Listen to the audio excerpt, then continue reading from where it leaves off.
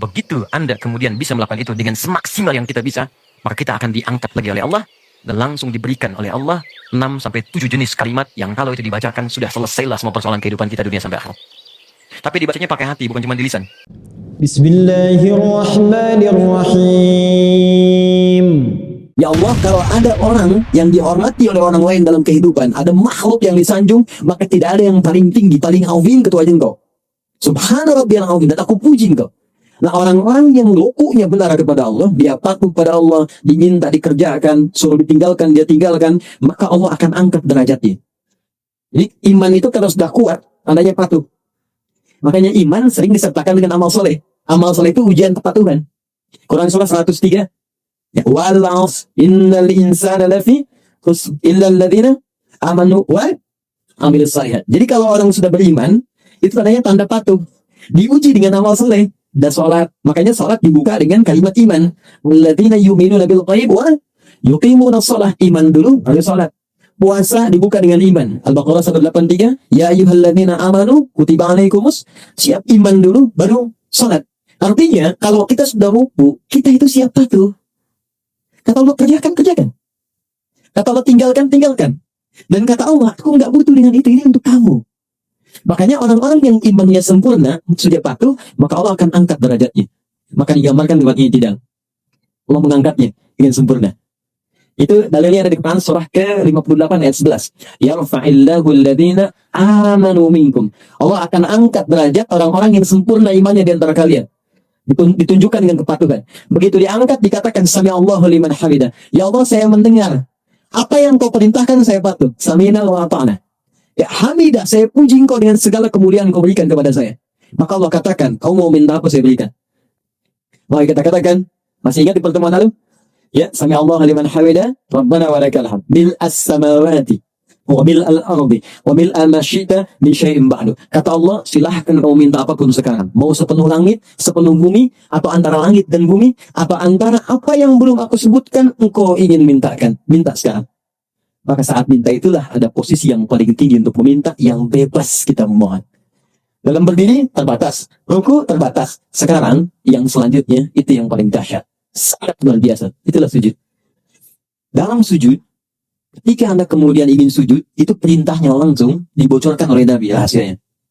Fokus, kata Nabi, kalau Anda minta, ingin cepat dikabulkan, dan banyak permintaan, lakukan dalam sujud. Ya, lakukan dalam sujud. Saya ulang, lakukan dalam sujud. Dan itu bahasa Nabi banyak diungkapkan kepada sahabat, termasuk Ibnu Abbas radhiyallahu ta'ala anhu. Ya, idza sajadta fa'aksiru du'a. Kalau engkau sujud, maka perbanyak doa dalam sujud. Dalam sujud ini ada doa yang standar. Yang standar yang saya ajarkan di pertemuan lalu, ya subhana rabbiyal a'la atau subhana rabbil a'la wa bihamdi atau subhanakallahumma bihamdika Allahumma ighfirli. Setelah itu baru pembuka. Setelah itu silakan minta yang seluas-luasnya. Ada yang di rumah tangga kebutuhan, minta. Dan nggak perlu dilafadzkan dalam hati kita. Ya Allah, sayangi suami saya, ya Allah sayangi istri saya, ya Allah berkahi keluarga kami, ya Allah cerdaskan anak saya, ya Allah terima ya Allah kebutuhan, ya Allah orang tua saya sayangi, ya Allah jika mereka telah wafat lapangkan kuburnya, ya Allah jika anak saya mendahului saya sayangi ia, jadikan dia sebagai pangeran-pangeran surga, putri-putri surga. Karena sementara tuh tertukar, ada yang ayahnya wafat duluan, ibunya duluan, ada anaknya dipanggil duluan. Nabi pernah berita gembira pada seorang ibu yang mengandung, tiba-tiba ketika melahirkan anaknya wafat. Ibu itu bersedih, lalu turun sebuah kalimat yang sangat indah. Dia sudah menjadi bidadari dan pangeran di surga. Kenapa engkau orang tuanya mesti bersedih? Dan kalau orang tuanya benar, beramal dengan sempurna, maka anak itu akan menghijab dia dari neraka. Itu tabungan yang sangat indah. Ada orang tua mendidik anak sampai dewasa dan belum sampai level itu. Anda dikasih hadiah duluan gitu. Di bahasa Nabinya begitu. Kamu saya kasih hadiah, kenapa kamu bersedih? Dan semua orang akan wafat sesuai dengan ajalnya.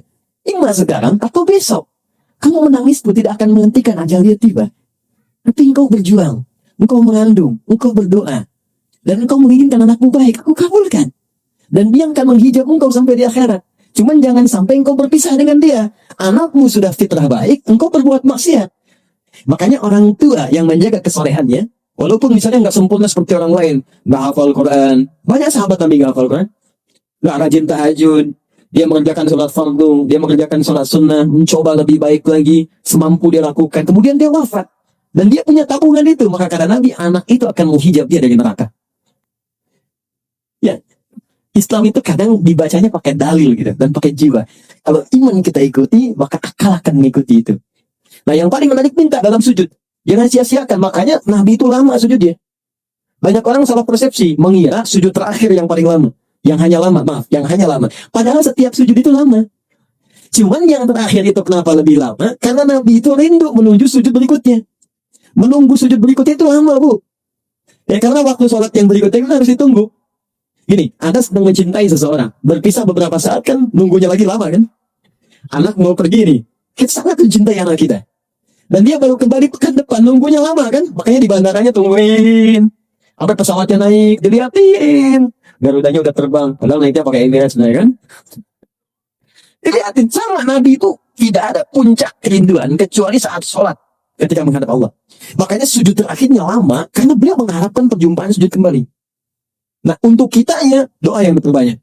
Tapi ingat, sujud bukan sekedar meminta kita untuk berdoa. Tapi itu adalah puncak kepatuhan yang paling dalam sebagai ikrar komitmen kita kepada Allah supaya kita benar-benar patuh dalam hidup ini dari ujung kepala sampai ujung kaki. Nah, bayangkan, ruku saja, ruku benar, komitmen patuh kita, Allah akan angkat derajat kita. Maka bagaimana dengan orang yang komitmen dari ujung kepala sampai ujung kakinya akan patuh kepada Allah? Ya Allah, saya siap patuh. Saya akan gunakan mata saya untuk melihat apa yang engkau perkenankan saja. Yang tidak engkau perkenankan, saya tidak akan lihat. Tunduk, sujud. Patuh. Ya Allah, saya patuh. Lisan saya hanya akan saya gunakan pada yang apa engkau inginkan. Yang engkau larang, engkau akan jauhi. Maka tunduk, patuh, sujud. Jatuhkan oleh kita. Dari ujung kepala sampai ujung kaki. Maka tahu apa yang terjadi? Begitu Anda kemudian bisa melakukan itu dengan semaksimal yang kita bisa, maka kita akan diangkat lagi oleh Allah dan langsung diberikan oleh Allah 6-7 jenis kalimat yang kalau itu dibacakan sudah selesailah semua persoalan kehidupan kita dunia sampai akhirat. Ya.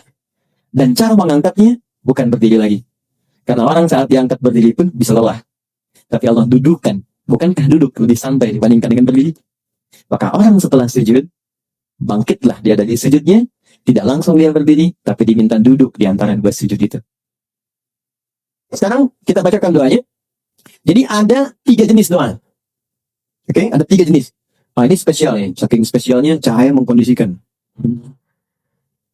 Oke. Yang pertama, ada yang singkat.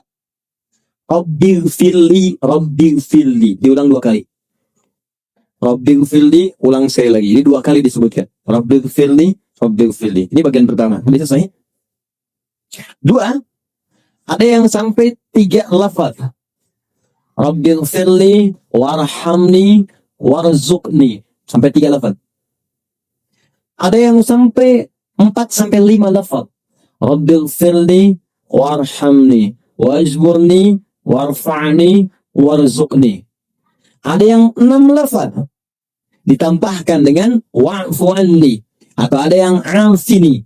Maka Rabbil firli warhamni wajburni warfa'ni warzuqni wa'afini. Jelas?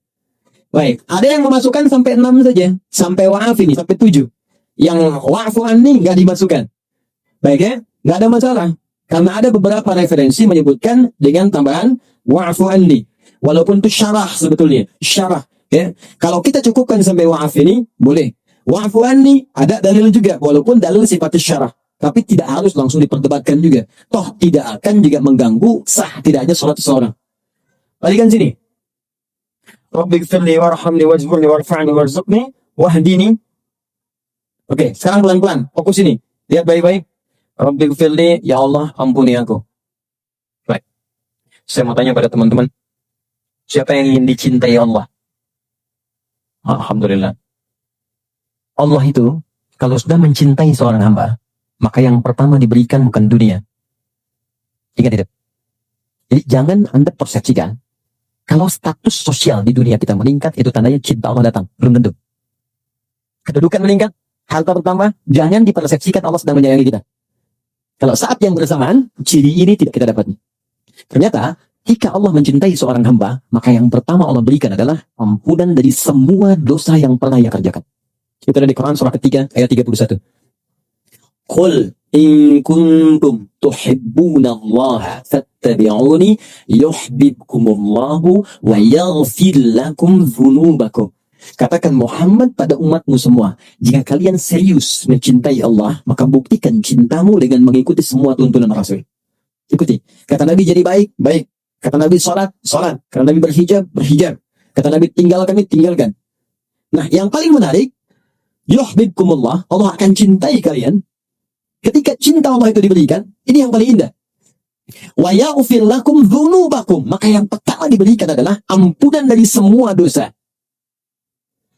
Jadi di Al-Quran itu ada taksib gini, ada dzunub, ada dzambun.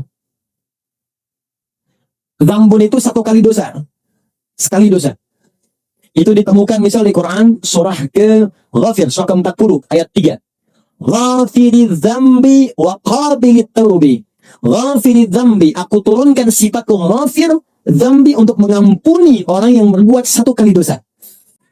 Jadi kalau Anda misal ya berbuat salah sekali nih, mata salah lihat nih, salah lihat, ya ada gambar yang tidak layak dilihat, salah.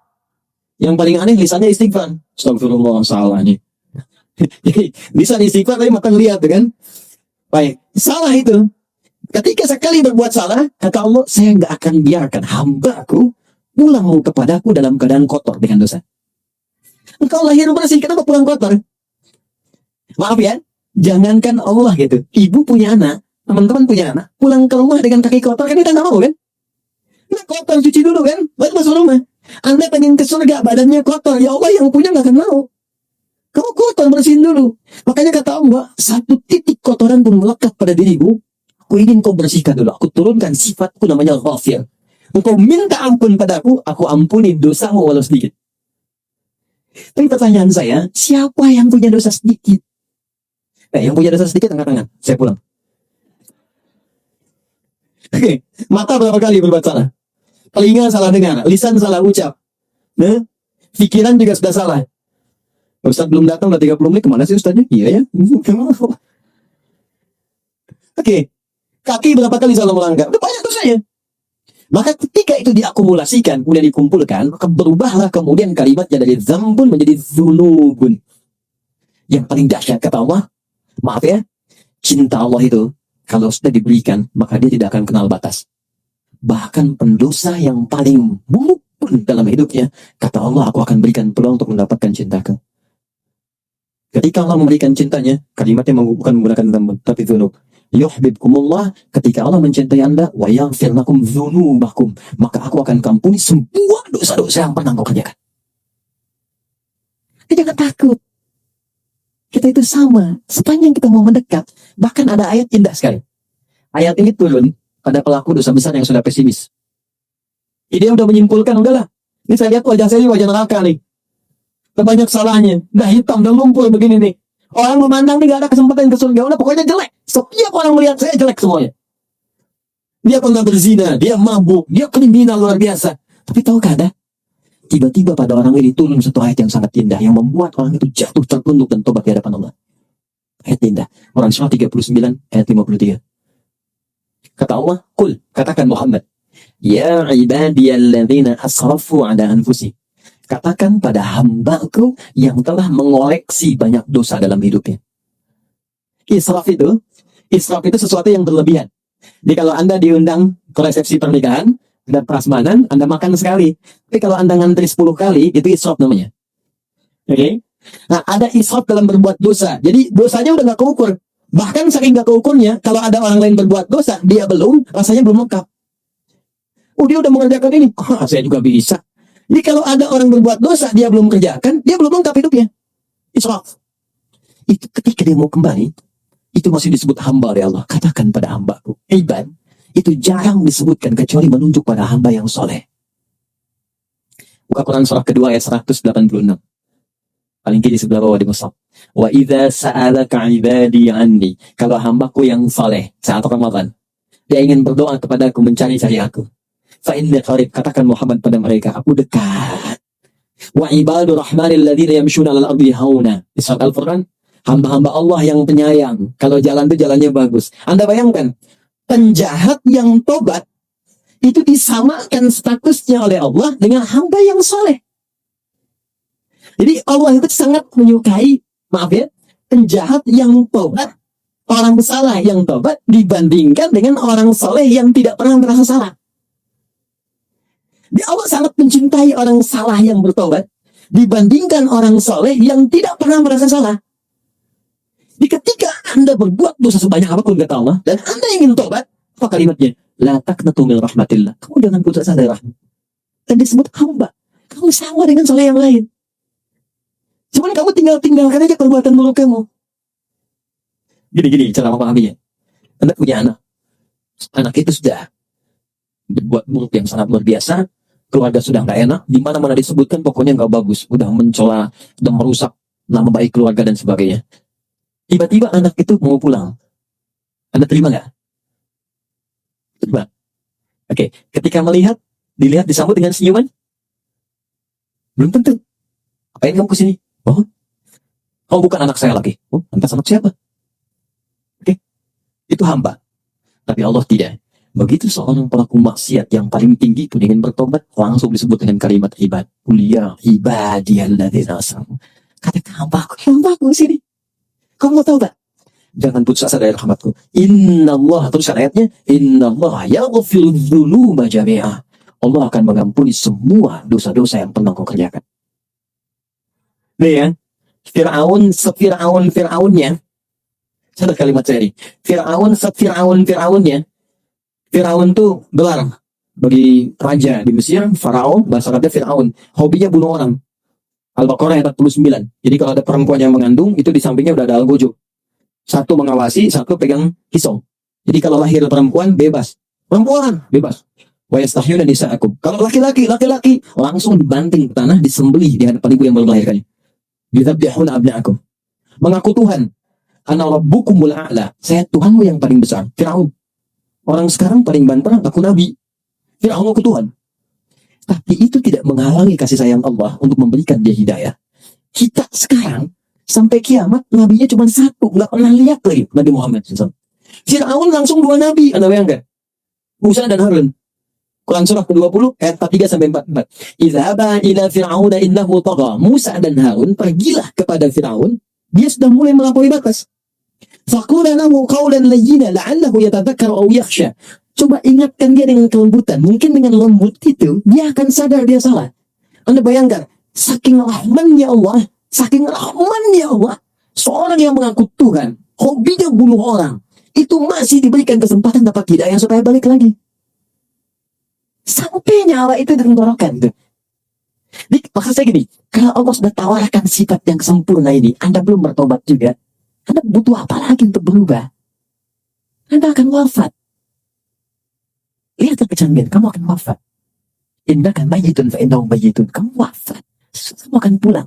Masa pulang dalam keadaan kotor? Apa nggak malu kamu lahirnya bersih, pulangnya kotor? Dan itu dibuka di hadapan Allah semua. Nah, poinnya adalah ketika Allah mencintai seorang hamba, maka dia akan mendapatkan ampunan dari dosa. Yang paling menarik, fokus baik-baik. Yang paling menarik, artinya kalau ada seseorang yang diampuni dosanya oleh Allah, maka dia sudah mendapatkan cinta Allah Subhanahu wa Ta'ala. Fokus dari sini. 1. Kata ini, Rabbighfirli adalah kalimat permintaan kepada Allah untuk memohon supaya dosa-dosa kita diampuni oleh Allah Subhanahu wa Ta'ala. Kalimat pengampunannya wa yaghfir lakum dzunubakum. Ketika kita memohon untuk diampuni, ubah kalimat ini ke bentuk permintaan. Ighfir, Rabbighfirli. Ya Allah, ampuni dosaku. Ketika Anda meminta, persamaan terbaliknya, ketika Anda meminta diampuni dosa, saat bersamaan, bukankah Anda meminta dicintai oleh Allah? Karena orang yang diampuni dosa, persamaan terbaliknya akan mendapatkan cinta Allah. Jelas? Oke, sekarang, kenapa kalimat ini boleh disebutkan tanpa menyebutkan kalimat yang lainnya? Rabbighfirli. Jadi teman-teman kalau sedang buru-buru, bisa, maaf ya, sedang jamak qashar atau sedang di perjalanan, itu ketika duduk di antara 2 sujud, Anda tidak harus menyempurnakan semuanya. Boleh cuma baca ini 2 kali diulang. Rabbighfirli. Tapi dibacanya pakai hati, bukan cuma di lisan. Maksudnya dikeluarkan di lisan, dikuatkan oleh hati. Rabbighfirli. Nah, apa gambaran bagi orang yang dicintai oleh Allah? Baik, kita berhenti sebentar. Saatnya kita mencatat. Orang yang sudah dicintai oleh Allah, maka apapun yang dia inginkan dalam hidupnya, Allah akan kabulkan.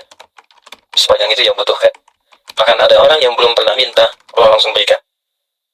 Anda cinta pada anak Anda. Anak Anda minta sesuatu bukan karena belikan. Kalau Anda mampu.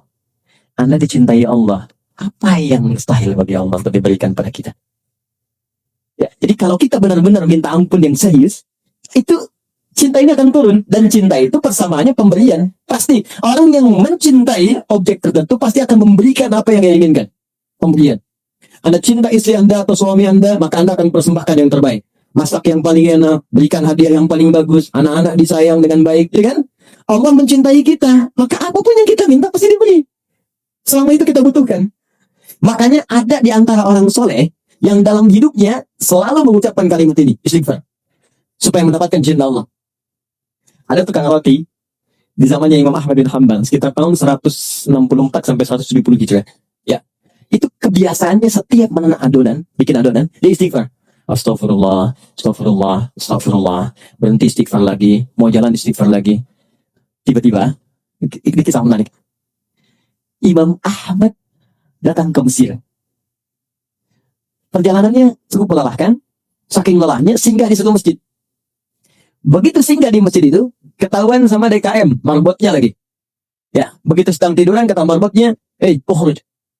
Jangan tiduran di dalam, keluar. Imam Ahmad itu sangat populer, sangat dikenal ulama, cuman kan zaman dulu nggak ada seperti sekarang. Ya foto, gitu kan. Orang ketemu ulama, ustaz dulu minta doa, sekarang kan minta foto. Oke.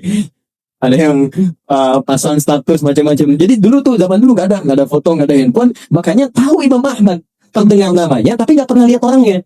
Dan ini marbot nggak kenal, itu Imam Ahmad. Keluar aja katanya. Imam Ahmad pun nggak bilang saya Imam Ahmad, tidak. Beliau tahu fikihnya. Ini boleh istirahat dalam masjid di wilayah tertentu. Disuruh keluar. Kata Imam Ahmad, sedikit aja keluar, barwah katanya. Barwah itu lebih kasar. Maka duduk di luar, di pelatarannya. Orang itu datang lagi, roh. Itu paling kasar. Jadi kalau ukhruj masih sopan keluar. Barwah, kasar. Roh, itu keluar dengan rohnya sekalian. Di Anda keluar, rohnya pun jangan di sini, pergi. Jadi kalau Anda nanti sedang umrah atau haji, ibu sedang sholat dekat Ka'bah, ada petugas bilang, Bu, ibu, ukhruj, ya. Nah, dia minta keluar, jangan bertahan. Baroh, lebih kasar. Roh, itu kasar banget. Ya, bukan roh, saya Aminah. Itu diusir namanya, ya. Pergi sama rohnya sekalian. Maka pergi beliau, begitu jalan, lewati tempat tukang roti tadi, Bahbas. Si tukang roti lihat dipanggil, Syekh, sini kayaknya capek, istirahat di sini. Belum istirahat. Saat duduk itulah istirahat, tukang roti itu meneruskan kembali pekerjaannya. Dia bilang astagfirullah, astagfirullah. Imam Ahmad lihat. Imam Ahmad itu tahu betul. Istighfar itu mendatangkan cinta Allah. Cuman ingin menguji si tukang roti itu. Kata beliau, iya Sayyid, Tuhan, aku lihat engkau setiap pegang adonan astagfirullah. Bikin adonan astagfirullah, apa manfaatnya? Kata tukang roti itu, wallahi, dengan kalimat ini, tidak pernah aku meminta permintaan kepada Allah kecuali semuanya dikabulkan. Wallahi, kata tukang roti. Bayangkan, seorang tukang roti. Bukan ustaz, bukan kiai. Dia mengatakan, setiap saya mengucapkan kalimat ini, saya minta sesuatu kepada Allah, tidak pernah saya memohon kecuali dikabulkan. Cuman sampai sekarang, satu aja yang belum terkabul katanya. Apa itu kata Imam Ahmad? Wallahi saya berdoa kepada Allah, ya Allah, sebelum saya wafat, atau dia wafat, tolong pertemukan saya langsung dengan Imam Ahmad bin Hanbal. Imam saya wafat lebih dulu atau beliau wafat lebih dulu. Tolong sebelum kami wafat pertemukan kami. Kata Imam Ahmad, Allahu Akbar, karena istighfar kamu ini saya datang ke sini. Karena istighfar kamu ini saya tiba-tiba pengen ke sini. Saya istighfar kamu ini saya sampai dikeluarkan dari masjid, Pak, itu rumah Allah.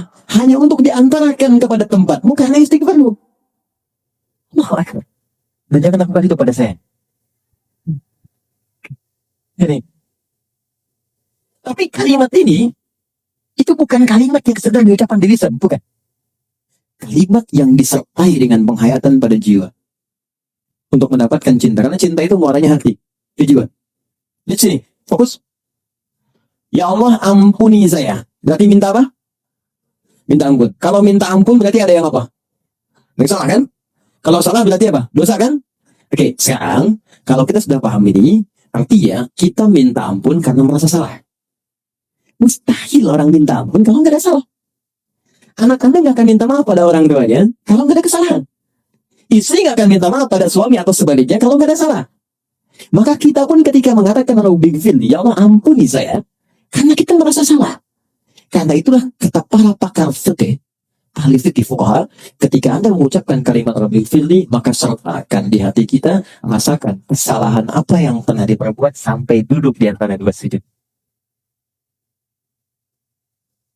Tuh, sampai nangis anak. Oke. Bukankah Anda tadi berjanji untuk patuh dalam sujud? Saya patuh, mata saya akan melihat yang baik. Ternyata ketika sudah selesai sholat, mata melihat yang tidak baik. Telinga akan mendengar yang baik. Ternyata telinga salah dengar kan? Salah nggak? Salah kan? Makanya ketika bangkit gitu, Anda katakan Rabbighfirli, Rabbighfirli. Mohon izin, maaf sekali kalau kalimat ini kurang menyenangkan. Ketika Anda katakan Rabbighfirli, segera rasakan kesalahan apa yang pernah dikerjakan dari ujung kepala sampai ujung kaki. Mata pernah salah lihat apa? Telinga salah dengar apa? Sampai ke ujung kaki. Kalau itu bisa diucapkan dengan benar, satu kalimat ini saja, itu sudah bisa mendatangkan cinta Allah Subhanahu wa Ta'ala. Kalau cinta Allah sudah diberikan kepada kita, maka yang 7 akan otomatis mengikuti. Warhamni akan disayang Allah. Wajburni akan dijaga dari orang yang mengganggu. Maaf, kata Al-Quran, orang yang berkarir itu tidak akan selamanya mulus. Kadang di atas, kadang di bawah. Kadang ada gangguan, kadang yang iseng. Maka Allah turunkan sifatnya, namanya Al-Jabbar. Untuk melindungi hambanya yang dijahili oleh orang lain dalam aktivitasnya. Cara meminta perlindungannya, wajburni. Warfirni, diangkat derajat. Di apapun profesi Anda, pebisnis yang paling tinggi. Ya, kedudukan yang paling tinggi, yang baik. Kemudian teruskan, ada kalimat warzuqni, rizki. Rizki itu jangan diartikan dengan uang semata, tidak. Kesehatan rizki. Ya, Anda sehat, rizki. Pilih mana? Pilih mana, teman-teman? Mohon izin, kan kaya tapi sakit, atau miskin tapi sehat. Nah, berarti kan sehat itu penting kan? Ya, ketenangan itu rezeki. Ketenangan rezeki sama aja. Pilih mana? Kaya tapi gelisah atau miskin tapi tenang. Cepat. Nah, berarti ketenangan itu rezeki. Ya, kekayaan yang menghadirkan kegelisahan berarti tidak menikmati kekayaan itu. Makanya pencuri itu sebetulnya nggak kaya. Karena setiap dia mencuri, hatinya gelisah. Iya, hatinya gelisah. Koruptor itu nggak kaya, karena setiap dia ngambil, itu gelisah jiwanya. Dan ketika gelisah itu berarti dia masih miskin. Karena dia membutuhkan sesuatu yang nggak dia dapatkan. Ayo, teruskan. Warzuqni. Kemudian, wahdini. Berikan hidayah. Hidayah itu segala hal yang baik dalam hidup. Makanya ada doa yang diajarkan Nabi kepada Al-Husain dan Al-Hasan. Al-Hasan yang menerima, dan Ibnu Umar. Allahumma hadini fiman hadait. Wa'afini fiman afait. Wa tawallani fiman tawalait. Ya Allah, berikan aku petunjuk kebaikan dan tempatkan aku di tempat orang-orang baik. Allahumma hadini fiman hadait. Jadi kalau menikah, ketemu pasangan baik. Maaf, kalau di kantor, ketemu orang baik. Kalau bekerja, ketemu orang baik. Itu yang dimaksud. Allahumma hadini fiman hadait. Kalau Anda persingkat, wahdini, ya Allah, tunjukkan aku pada orang-orang baik. Ya, jadi ini tuh datang sendiri. Jadi kalau orang sudah diampuni dosanya oleh Allah, yang ini datang seketika. Wa'afini, sehatkan aku. Jauhkan dari penyakit-penyakit yang merusak, mengganggu untuk ibadah. Wa'afu anni, maafkan aku. Jelas ya? Nah, terakhir, orang yang sudah diampuni oleh Allah, maka cirinya ada 2. Pertama, dia akan merasa tidak suka dengan perbuatan buruk yang pernah menimpa atau terjadi kepadanya sebelum dia bertobat. Jadi kalau sudah disebutkan lagi nggak enak. Biasa mata melihat sesuatu yang nggak bagus, disebutkan dalam tayangan nih, saya nggak mau, jangan sebut itu lagi. Atau berbuat sesuatu yang nggak bagus, datang ke tempat yang nggak baik, melakukan sesuatu yang dilarang. Begitu diceritakan nggak enak, jangan sebut itu lagi. Saya udah berubah sekarang. Yang kedua, ciri yang kedua, selalu taubat disandingkan dengan islah. Taba wa aslaha, taba wa aslaha. Dia memperbaiki diri dengan mengerjakan perbuatan yang lebih bermanfaat. Ini berbahagialah kalau Anda sekarang sudah mulai pengen ke majlis taklim, ikut kajian. Artinya Allah sudah menginginkan kita baik. Jadi kalau Allah ingin kita baik, kitanya nggak berubah baik, lantas apa yang bisa membuat kita berubah jadi baik? Itu poinnya. Menikmati itu, dan tolong jangan samakan level dengan yang lain. Ya, Anda kalau ingin mengukur, ukur dengan diri Anda. Jangan samakan dengan yang lain. Karena Allah ketika memberikan penilaian, ukurannya pribadi kita. Kita boleh kemudian merasa iri, gibah namanya, dengan kesolehan orang. Tapi jangan mengukur kesalehan orang lain untuk menilai diri kita soleh. Tapi kita bisa berlomba untuk mencapai apa yang telah dihasilkan. Anda hijrah, belum hafal Quran. Jangan diukur kalau hijrah, terus hafal Quran. Ukurannya, saya lebih baik daripada kemarin. Ketika Anda meninggalkan perbuatan buruk itu jadi baik, itulah Anda. Solehnya Anda di situ. Tapi kalau Anda ingin mulai menghafal Quran, jadi plus untuk kita. Itu yang disebut ghibta dalam hadis. Maka dari itu teman-teman, saya simpulkan, kalau orang sudah benar diampuni, maka dirinya, singkatnya, akan dijaga oleh Allah dari perbuatan maksiat. Pertanyaan saya, bukankah Anda mengucapkan Rabbik firli, Rabbik firli, Rabbik firli berapa kali dalam sehari? Duhur 2 kali, Asar 2 kali, Maghrib 2 kali, Isya 2 kali, 8 subuh sekali, 9 kali. Anda sudah memohon minta ampun kepada Allah 9 kali dalam sehari paling minimal. Tapi kenapa masih berbuat salah? Jangan-jangan kalimat ini tidak pernah diucapkan dengan hati kita, hanya mengalir di lisan saja. Karena itu setiap kali salat, muncul zuhur, coba kenali apa maksiat yang kerjakan dari subuh sampai zuhur. Sehingga kita bisa sesali. Zuhur ke asar, apa yang salah, evaluasi, kita sesali. Sampai ke isya. Kalau sampai isya benar kita istighfarnya, maka tidurnya tenang. Boleh jadi malam itu adalah malam terakhir kita terbaring di muka bumi untuk berpindah kepada alam lain dengan ketenangan yang lebih daripada sebelumnya. Dengan bawaan ampunan Allah Subhanahu wa Ta'ala. Itulah duduk di antara dua sujud. Alhamdulillahi Rabbil Alamin. Terima kasih teman-teman yang sudah menyimak mengaji Islami. Semoga apa yang disampaikan oleh Ustadz bisa memberikan ilmu dan kebermanfaatan. Wassalamualaikum warahmatullahi wabarakatuh.